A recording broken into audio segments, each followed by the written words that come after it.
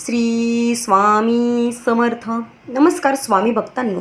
स्वामींच्या भक्तांनी मांसाहार करावा की नाही हा प्रश्न पडला असेल तर हा संदेश फक्त तुमच्यासाठी. जय जय रघुवीर समर्थ. आज आपण एका अतिशय महत्त्वाच्या विषयावर चर्चा करणार आहोत. अनेक स्वामी भक्तांच्या मनात हा प्रश्न वारंवार येतो की मी स्वामी समर्थांचा भक्त आहे पण मांसाहार करतो, हे योग्य आहे का? स्वामींना हे मान्य असेल का? किंवा मला मांसाहार सोडावा लागेल का? तर मित्रांनो, स्वामी भक्तांनो, हा प्रश्न फक्त तुमच्या मनात नाही तर हजारो स्वामी भक्तांच्या मनात हा प्रश्न उद्भवलेला आहे. काही लोक म्हणतात की मांसाहार करणारा माणूस हा भक्त असूच शकत नाही. काही जण म्हणतात की श्रद्धा महत्त्वाची, आहार नाही. मग सत्य काय? यावर स्वामींचा संदेश काय? आज आपण याच विषयावर स्वामींच्या शिकवणीतून, संतांच्या विचारातून आणि अध्यात्माच्या दृष्टिकोनातून उत्तर शोधणार आहोत.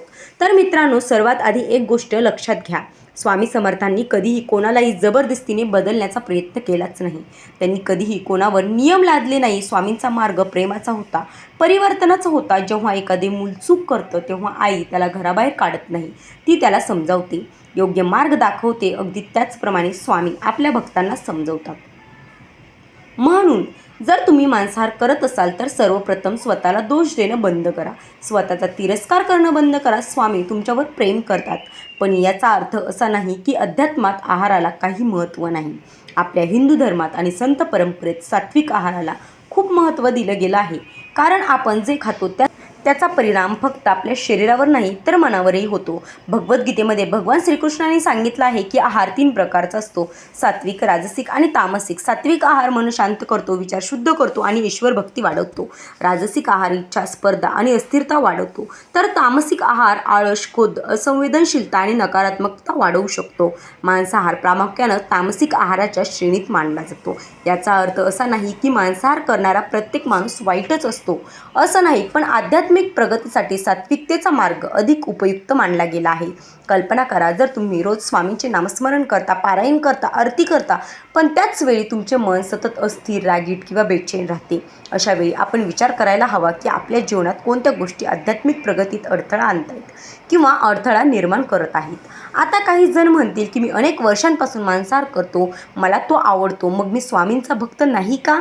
अर्थात आहातच. भक्तीचा दरवाजा सर्वांसाठी खुलाच असतो. स्वामी समर्थांनी कधीही जात, धर्म, भाषा किंवा आहार यावरून भक्तांना दूर केलं नाही. परंतु खरा प्रश्न हा आहे की आपण स्वामींच्या अधिक जवळ जायचं आहे का? जर उत्तर हो असेल तर आपल्याला स्वतःमध्ये बदल करण्याची तयारी ठेवावी लागेल. लक्षात घ्या, बदल हा एका दिवसात होत नाही. एखाद्या व्यक्तीने आयुष्यभर मांसाहार केला असेल तर तो उद्या अचानक पूर्णपणे सोडेलच असं नाही.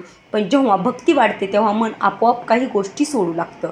अनेक स्वामी भक्तांचे अनुभव आहेत की त्यांनी कोणत्याही दबावाशिवाय मांसाहार सोडलेला आहे. कोणी त्यांना जबरदस्ती केली नाही, पण नामस्मरण वाढलं, स्वामींवरचे प्रेम वाढलं, स्वामींवरची श्रद्धा वाढली, मन संवेदनशील झाले आणि हळूहळू मांसाहाराची इच्छा कमी झाली. हेच खरं परिवर्तन आहे. कारण बाहेरून केलेला बदल तात्पुरता असतो, पण मनातून झालेला बदल हा कायमचा असतो. मित्रांनो, एक क्षण डोळे बंद करून विचार करा की ज्या प्राण्याला जगायचे होते, ज्याला वेदना होता, ज्याला जीव आहे, त्याचा जीव घेऊन आपण आपल्या जिभेच्या चवीसाठी त्याचा उपयोग करतो. हा विचार जेव्हा मनात खोलवर उतरतो तेव्हा करुणा जागृत होऊ लागते आणि करुणा हीच अध्यात्माची सुरुवात असते. संत तुकाराम महाराज, संत ज्ञानेश्वर महाराज, संत एकनाथ महाराज यांच्यासारख्या संतांनी दया आणि अहिंसा यांना खूप महत्त्व दिलं आहे. कारण जे मन दुसऱ्या जीवाच्या वेदना समजू शकतं तेच मन ईश्वराला खऱ्या अर्थाने अनुभवू शकतं. आज अनेक लोक म्हणतात की शरीराला प्रोटीनसाठी मांसाहार आवश्यक आहे. हे प्रत्येकाच्या जीवनशैलीवर आणि वैद्यकीय गरजांवर अवलंबून असू शकतं. पण आध्यात्मिक दृष्टिकोनातून पाहिलं तर सात्विक आहार मन अधिक शांत आणि निर्मळ बनवतो. म्हणून अनेक साधू संतांनी शाकाहाराचा मार्ग स्वीकारला. परंतु पुन्हा एकदा सांगतो, जर तुम्ही अजूनही मांसाहार करत असाल तर निराश होऊ नका. स्वामी तुमच्यापासून दूर गेलेले नाही आहे. स्वामी म्हणतात, भिवू नकोस, मी तुझ्या पाठीशी आहे. तुम्ही आज जिथे आहात तिथून सुरुवात करा. स्वतःवर प्रेम करा, स्वामींचं नाव घ्या, रोज थोडा वेळ ध्यान करा. रोज स्वतःला एक प्रश्न विचारा की माझ्या जीवनात सात्विकता वाढवण्यासाठी मी आज काय करू शकतो? कदाचित सुरुवातीला आठवड्यातून 1 दिवस मांसाहार टाळाल, नंतर 2 दिवस, मग हळूहळू आणखी कमी कराल. स्वतःवर जबरदस्ती करू नका, पण स्वतःला फसवूही नका.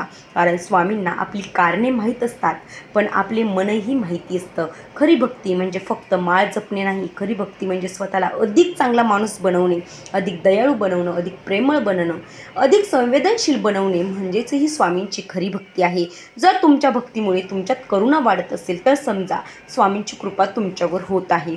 आणि जर एखाद्या दिवशी तुम्हाला मनापासून वाटले की आता मांसाहार सोडावा, तर तो निर्णय स्वामींना अर्पण करा. त्यांना सांगा, स्वामी, माझ्या शक्तीने नाही, तुमच्या कृपेने हा बदल घडू दे. तेव्हा हा बदल सहजच होईल.